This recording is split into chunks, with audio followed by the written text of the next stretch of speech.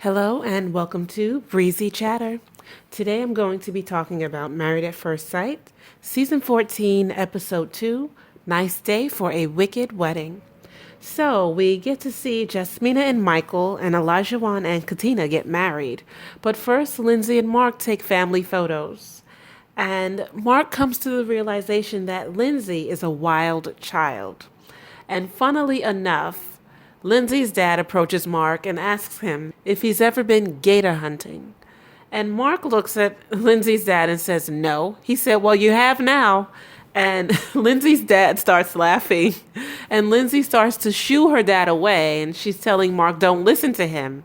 But he should listen to him because he's being forewarned that he is dealing with a wild animal, first and foremost, which Mark already sort of came to that conclusion, but he's going to have his hands full with Lindsay. And it's quite clear that that marriage is going to work until it just doesn't, until Mark reaches his breaking point and says, you know what, Lindsay, you're just a bit too much for me. We also got to see Jasmina and Michael get married. Jasmina had a beautiful dress, so elegant, and she has the great body for it. We see Michael getting ready with his family, and they had a tearful moment when they talked about their mom and how he sort of wishes his mom was there during this special moment. And his brother put a breast cancer ribbon on his lapel in remembrance and honor of his mom. Jasmina also has a case of some serious wedding jitters. She starts crying when it's just about time for her to meet her husband. And she starts having second thoughts. She's saying she doesn't know this guy's name. She doesn't know what she's doing. But she manages to pull herself together and she meets her husband. Jasmina manages to lighten the mood. She has some jokes and Michael could sort of appreciate them. And when Michael laid eyes on Jasmina, he was blown away. All he could say was, wow. He could not believe how beautiful his wife is. And I think he was quite pleased with the expert's choice in a wife for him. We also get to see Michael and Jasmina jump the broom. They make small talk after the wedding. It seems like the families are getting along well at the reception. And Jasmina says that she feels a little spark where Michael is concerned. And she said they're still getting to know each other, so she's going to have to wait and see if that spark is going to grow or if it's just going to fizzle out. And although it appears that Michael is still a work in progress, I see that as a red flag because although, yes, we all as people are a work in progress, nobody's perfect, we're always trying to make improvements on ourselves and in our lives, Michael still has some issues as far as being vulnerable, and he also has a wall up or has this seriousness about him that he hides behind. And Jasmina did make a point of saying that she's the type of woman that sort of sets the men up for the next relationship to be successful. It kind of seems like she's in that situation right now. We've got Michael who's working on himself. She's with him. I just have this feeling that that marriage is not going to work, but Michael's next marriage is going to be a success. Hopefully I'm wrong, but that's just the vibe I'm getting, and to me, that is the red flag. But we'll have to wait and see. So then we also got to see Elijahwan and Katina get married. Katina, she's very calm, cool, collected.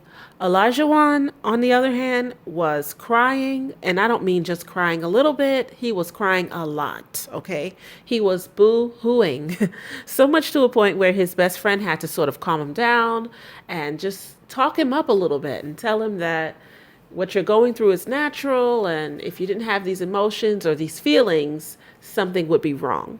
To me, it sort of reminded me of Zachary. I was getting Zachary vibes watching him cry, and to me, it seems sort of like a red flag because we've got some emotional issues there. Katina does say that she wants her groom to say that she looks beautiful when he sees her, and he does just that.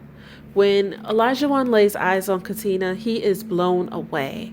All he can say is that she's so beautiful, and he's so happy to meet her. He's so happy that she's his bride.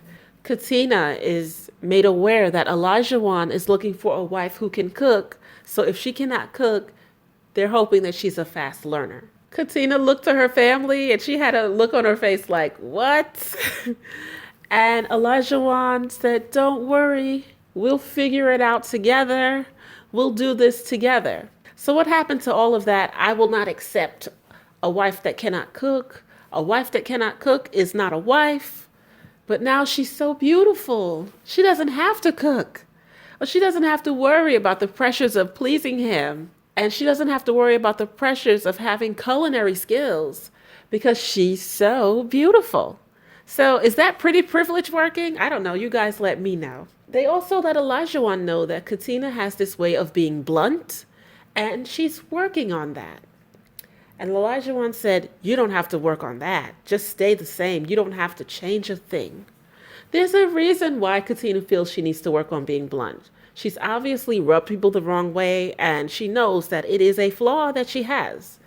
But he is just so taken by her that he's saying, no, just be who you are. Just be you. So once they're married, they go out and they make small talk, and all he can say is he's so blown away by her. He wants to know what she thinks of him. And she said, I think you're handsome. And he was so happy to hear that. He did ask her how she felt about being with a man who's emotional, because he said that he is emotional. He wears his heart on his sleeve, and he does not hold anything. He says exactly how he feels. And she said she has no problem with that. And he was like a kid asking for a second slice of cake when he asked Katina, could he have another kiss? And she's like, sure. And she just lets him, they just kiss. And she's so cool and so calm. Even though I'm sure she's nervous. I mean, who wouldn't be nervous at their wedding? You just don't see the energy in her. Her mom did say that she was worried that her groom or her husband would be really excited to meet her, and that she would be kind of cool, calm, and collective as she is now, because Katina has a wall up. Katina said that she's been in so many bad relationships that she's always sort of waiting for the other shoe to drop. So she doesn't know how to open up. She doesn't know how to let her guard down. And we kind of saw that during this wedding. We've got Elijah who has let his guard totally down. He was talking all this smack. Oh, she better cook my meals.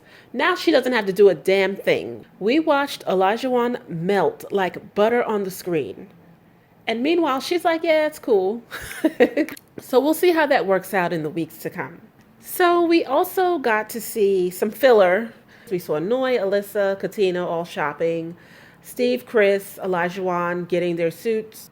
And Alyssa made a point to say she wants a country man. She made that very clear. I don't think Chris fits that bill, but I don't know what her idea of a country man is. But when I think of the Marlboro man, I don't see Chris's face wearing that cowboy hat. So we'll have to see what happens there. Of course, we know that Alyssa is excessive. She bought 10 wedding dresses beforehand. So she already has them in her arsenal. And yet she's shopping, courtesy of Married at First Sight, for yet another dress. The dress she selected, really beautiful. The back was just lovely. I just didn't like the front. It was too plain for me. But the back of the dress, just, showstopper. Chris said he's open to the process and willing to make any necessary changes to make the marriage work.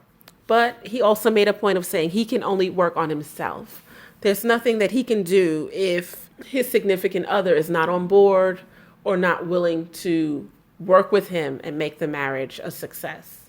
So it sounds like he's going in with an open mind, and he's also going in knowing he's going to do what he can, and that's it. If the marriage doesn't work, I think he's going to walk away saying that he knows that he gave it his all.